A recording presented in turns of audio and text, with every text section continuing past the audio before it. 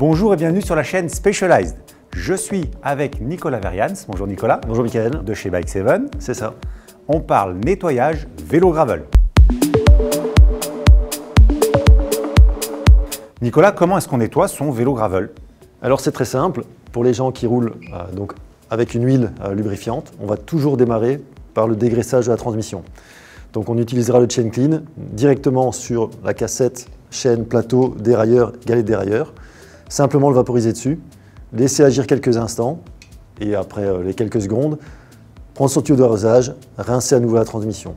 Une fois que la transmission est rincée à l'eau, le chain clean va se neutraliser à 100%. Il n'y aura donc aucun résidu qui pourra rester en contact des roulements et ainsi de suite. Alors juste en aparté, moi dans une vidéo j'avais utilisé ce fameux bac qu'on voit ici à l'écran dans lequel on met une certaine quantité de produit, c'est assez volumineux.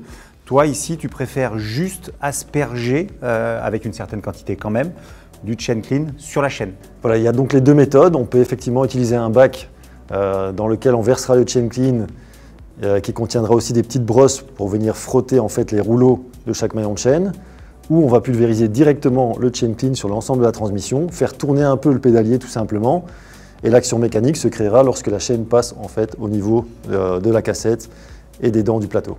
Le souci, on le voit à l'écran là actuellement, c'est que le chain clean, c'est énormément de quantité de chain clean, alors que la pulvérisation permet de mettre un minimum de chain clean pour un résultat quasi identique. Voilà, si on veut travailler à l'économie avec un bac, il faudra toujours penser à récupérer le chain clean du bac, le mettre dans un récipient, le laisser décanter pour pouvoir le réutiliser par après.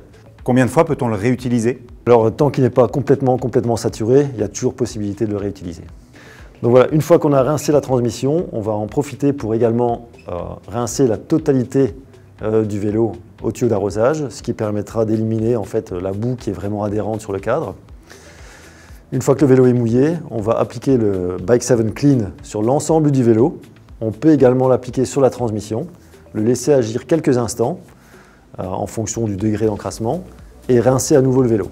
Alors là, il y a de nouveau deux méthodes, comme ça j'anticipe ta question, Michael.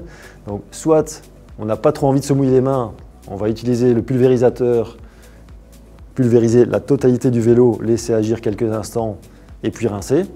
Soit si on veut travailler plus à l'économie, on va simplement prendre toujours le même produit, mais en verser un petit peu dans un seau, faire mousser et utiliser à ce moment-là un gant de lavage ou une brosse pour nettoyer l'ensemble du vélo.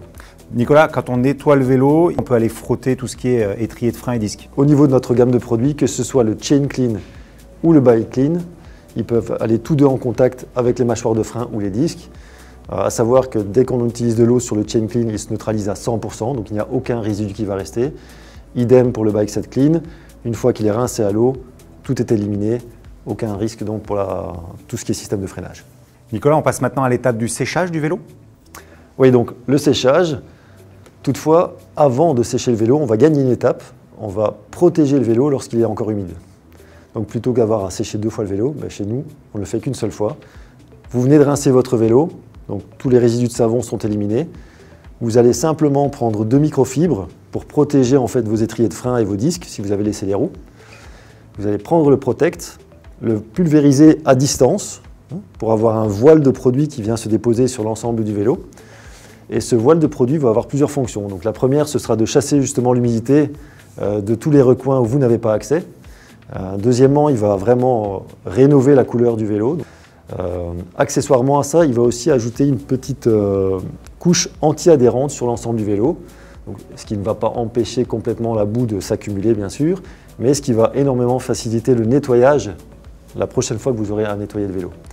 Et la dernière fonction de ce produit-là, ce sera aussi de lubrifier tous les petits mécanismes qui ont besoin justement d'une très fine lubrification sans qu'on parle d'huile de chêne ou de lubrifiant plus épais. Et il vous restera simplement à prendre la microfibre, donc enlever simplement les microfibres qui étaient sur vos mâchoires de frein. Et donc avec ces microfibres, là à ce moment-là, on va venir sécher l'entièreté du vélo pour bien étaler la couche de Protect sur l'ensemble du vélo. Le Protect, c'est effectivement à chaque fois, à chaque lavage, puisqu'une fois que vous allez relaver le vélo avec du clean, vous allez éliminer la petite pellicule qui s'était posée sur le vélo. Merci Nicolas pour tes conseils. Écoute, merci à toi. Il ne nous restera plus qu'à lubrifier la chaîne, mais ça c'est une autre vidéo. Restez abonnés à notre chaîne YouTube pour vous tenir au courant des dernières nouveautés. Restez connectés à nos réseaux sociaux. À bientôt. Ciao, ciao. Ciao.